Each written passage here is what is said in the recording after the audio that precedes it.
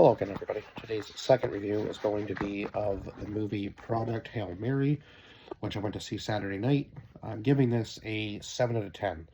Now, I know this was supposed to be sort of along the same lines as The Martian, but I found this film quite a bit different. It was more, I would say, like The Martian was more of kind of like exploring another planet, whereas this was like more the scientific side of things, which I think I enjoyed a little bit more. And this movie had a lot more comedic moments in it, and uh, I would say which was far more like a solid storyline to it, as opposed to The Martian, where I felt like he was just kind of basically doing the same thing over and over and over again in the Martian film. Like it kind of felt like a movie basically where he was farming potatoes for almost 3 hours. That's kind of what I got from The Martian anyway.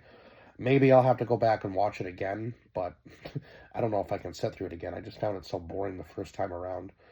I was like, if that's really all he's going to do throughout that movie, then I'm not really that interested. But at least this movie had like a story to it where this teacher who had this strange theory uh, obviously had a background in uh, well, he had a background in science anyway. I can't remember exactly what his title was, but his theory was that not all planets or life forms needed water to survive. And I guess that was kind of a crazy theory, obviously, as us as humans were made of like 75% water, I think.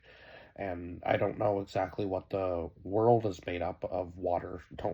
Don't quote me on that percentage because I wouldn't even be able to tell you. But we definitely, as humans, need water to survive for sure.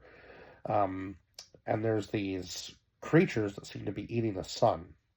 Um, so that was basically like the entire premise of the film was that our sun was dying, and we needed to find some way to save it. So we'll go over the casting list. Now, I will say there was probably like near the end of the film, um, parts that just kind of seemed to drag out a little bit, and I was like, they probably could have cut it down to like a 2 hour movie. But this movie was almost 2.5 hours, and it didn't really feel like that until kind of closer to like maybe the last 30, 40 minutes of the movie, where I was like, okay, let's just kind of wrap this up. We know what's going to happen at this point anyway, right? Like, he should be getting back home somehow, but we're not really sure exactly how he's going to do it. So we had Ryan Gosling, who played Ryland Grace, Sandra Huller, who played Eva Stratt, James Ortiz, who voiced Rocky, Lionel Boyce, who voiced Carl, uh, Milena Van Trump, who played Olesa Ilyukina, and then Ken Long, who played Yao. So it was literally just three of them on this crew, and they knew that there was no way um, for them to come home, right? But was basically what the mission was them going to this star to find out why it was the only star that wasn't being affected at all by any of these creatures, right? So every other star seemed to be dying somehow in this huge, like vast, like our galaxy essentially. Every star had somehow died except for this one star. Um, so it was kind of interesting, like the science behind it, him finding the creatures and then slowly working on them to figure out exactly what they were and why they had created this like huge line from Venus to the sun. Um, and I guess it was basically like like how they survived and how they like breathed air and all that sort of stuff. Like I don't know the exact science behind it. Obviously, there was a lot of like technical terms, but I'm trying to explain it as best as I can, I guess. I believe it was CO2 that they breathed, right? So it wasn't like the oxygen that we breathe, which is yeah, yeah, it wasn't the same. it's definitely not the same like air we would breathe on Earth as like they lived off of CO2. Now, don't don't quote me on whether we also. I don't think we also live off of that.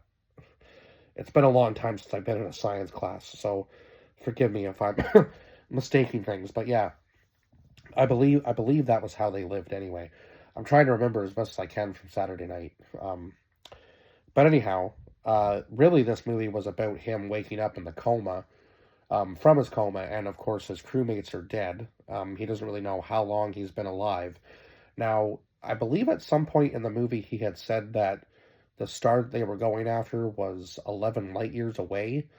So that's where I was kind of confused with the timeline. Now, if it was only 11 years away from where they were, that would make sense. But they were trying to find some sort of way to make it to the star the entire movie, or for most of the movie anyway, uh, without running out of fuel before they could get there. So the timeline of him making it to that star and the same people still being alive on Earth didn't really make a whole lot of sense to me because, like, light years would be. Now, I don't know how many exactly years would pass in a light year on Earth, but I would feel like it would be a lot more.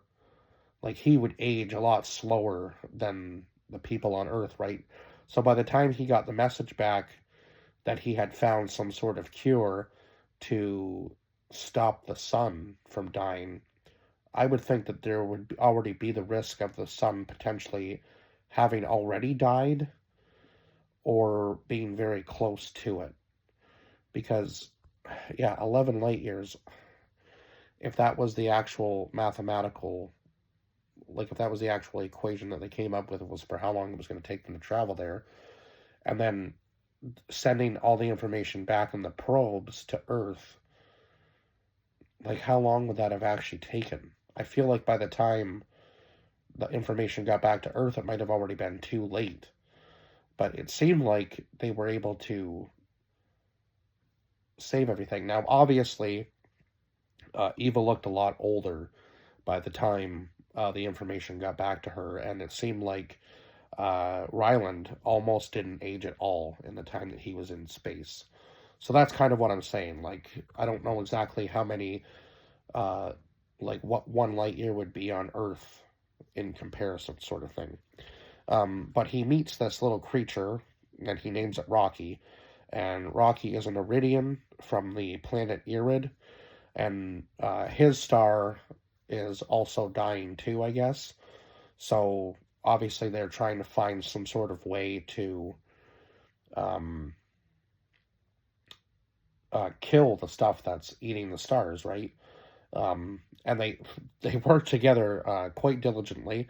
Now, in the beginning, it was kind of like him slowly like trying to trust Rocky, and obviously the language barrier because Rocky did not speak any English, so Grace had to like slowly sort of like translate for him on the computer, and then eventually he found a voice for him and all of that sort of stuff, and they became really good friends. And there was the jump scare at the beginning when they first met, which I was kind of expecting because it's like so quiet, and then all of a sudden the creature's just like right there. I was like, is this creature going to be friendly to him, or is he going to have to like defeat this creature, and this creature's going to be the reason that all of this has been happening? That's kind of where I thought the film might have been going. But yeah, it turns out that Rocky was actually there to help, and Rocky was quite smart, a little bit of a scientist himself, I guess. But yeah, it seemed like Grace kind of more like dug into like the teacher side of things, and even though he knew quite a bit, he didn't, claim to be like the smartest person on Earth. He was kind of like doing everything by trial and error, right? Um, and that was kind of, I guess that's basically science anyway, right? You got to keep trying until the equation sort of works itself out. So he wasn't exactly stupid, but he did have to learn how to pilot the ship and a whole bunch of other stuff too, obviously, throughout the movie, being the only crew member left alive and having to like log everything that he did, from the time he woke up till the time that he had to go back and save Rocky, because I guess that they were trying to use astrophage as the fuel, and I believe that was coming from the creatures that were eating the sun, if I'm not mistaken. Forgive me if I am, but it was the Petrova line that was between Venus and Earth, so, or Venus and the sun, sorry, that all these creatures were following. And then they were kind of like creating their own Petrova lines, obviously, between all the other stars and eating them up as well. So I'm not sure exactly what would happen to our galaxy if like all our stars disappeared, but there was one star that was alive, right? And they ended up finding life on it. And the life was eating the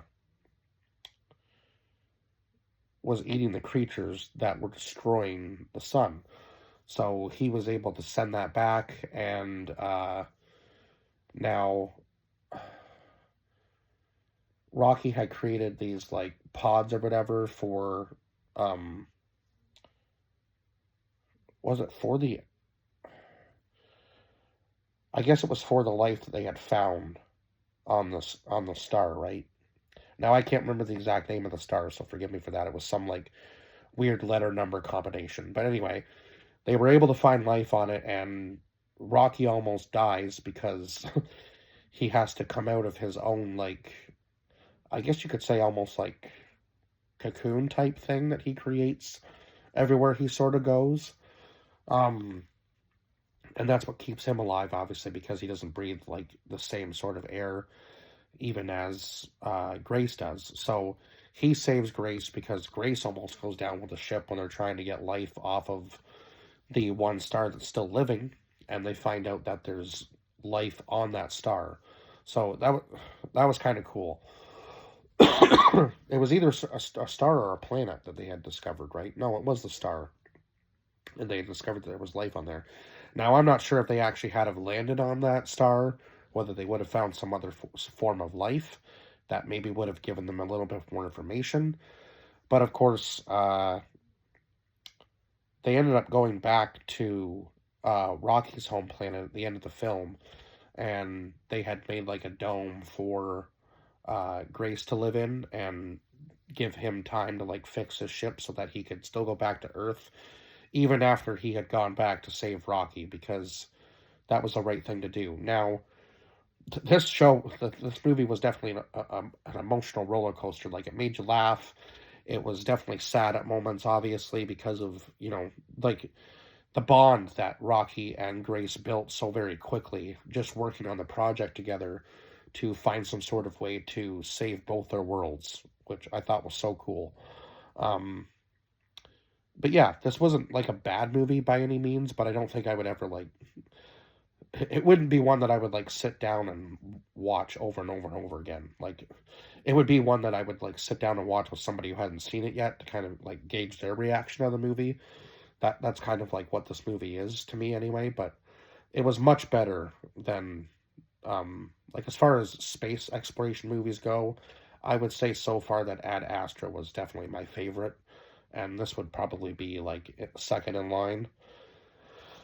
Because it's very hard to, basically you're just with these two characters for most of the movie, unless you're going to like the flashbacks of him like being brought in for the project and then being told about Project Hail Mary, and them kind of throwing him into trying to discover what these creatures were that were eating the sun, and then him discovering that they were basically made of water themselves. So his theory that you didn't need water to live or survive basically was just shot dead right there. Like, he was like, oh my god, I can't believe they are made of hydrogen and oxygen. And they're basically made of H2O, these creatures that are eating the sun. But then how are they able to survive so close to the sun and not completely burn up? Like, what exactly are they getting from Venus that is allowing them to live in such a hot climate, right, and still be able to survive while slowly destroying the sun? Now, there is like a 30-year period that they obviously have before any of this is any like sort of a real threat. Now, the one thing that made me angry was the fact that they had essentially forced him to go up. He had said, I don't want to do this. I'm not cut out for it. This isn't something I want to do. Like, I know that, down the road it's going to be bad, but at least I will die here with everybody else and not be stuck in space, possibly by myself, with no way home, and the only way out is basically just to die in space or take myself out, essentially, which was kind of crazy to think about. Knowing that you were going to be going on a one-way trip and the only way out was death would just be... You would basically have to have come to terms with it before you even got onto the spaceship. And I wouldn't want any other... I would want to be the only one left in my family if I was going to make a decision like that. Not that I have any, fear or anything of death, but yeah, I would be thinking about the people I would be leaving behind, and that would be the part that would make me want to go, no, there's no way I'm doing this. But they still forced him to go up into space. They put him into the coma early and get him on the ship before the rest of the crew, I guess, which is insane. So, yeah, they pretty much took him against his will and put him on the spaceship, which would, to me, as soon as I had found that out, my only goal would be to get back to Earth, because there would be a lot of people in a lot of trouble for what they had done, and I would not be holding back. I would be blowing the whistle on all of it, no matter what, no matter the consequences there, because they had literally forced me to do something I had told them I didn't want to do. And that in itself kind of was made my blood boil a little, because I was like, oh my god, I can't believe they told him that he had the choice, and then they gave him absolutely zero choice in what he was going to do, when he could have still somehow been useful on the ground on Earth rather than up in space. Now, I guess, in a sense, it ended up being him that saved the day for both the planets, right? But not really the way you should go about things, that's for sure. So, I do think this was a good enough movie for, a watch on the big screen. But I don't think it would be one that I would, revisit a whole bunch of times, because I do feel again, the ending kind of dragged out a little bit, because I was like, oh my god, he's going to somehow get back to Earth, because Rocky was able to help him find a way to create fuel enough to get him back. But then he realizes that Rocky is slowly dying due to what he had done. So, yeah, he ends up saying that he's going to go back and save Rocky. Now, will he make it back to Earth? I don't know. But I think if he does make it back to Earth, he is going to have a lot of stuff to say to the people who forced him to go up into space in the first place. That would just be my guess if they do a sequel to this movie. Now, I don't know exactly, I haven't read the book, so this is just me basing my, thoughts off of the movie. Now, maybe I will read the book just to see, kind of what the differences are between the movie and the book, but I feel like it could have been cut a little bit shorter as far as the runtime went. But that's just me. I have no other, knowledge of what this story really is supposed to be about other than what I've seen on screen. So, forgive me if I'm missing some stuff, but yeah, I feel like there was probably a lot more explanation in the book as to what goes on. But anyhow, I did enjoy the movie. It just wasn't one that I think that I would, put in my top tier list, that's for sure anyway. But yeah, 7 out of 10. And I guess I'm kind of rambling on about the same stuff now, so I will see you guys in the next review. Bye-bye for now.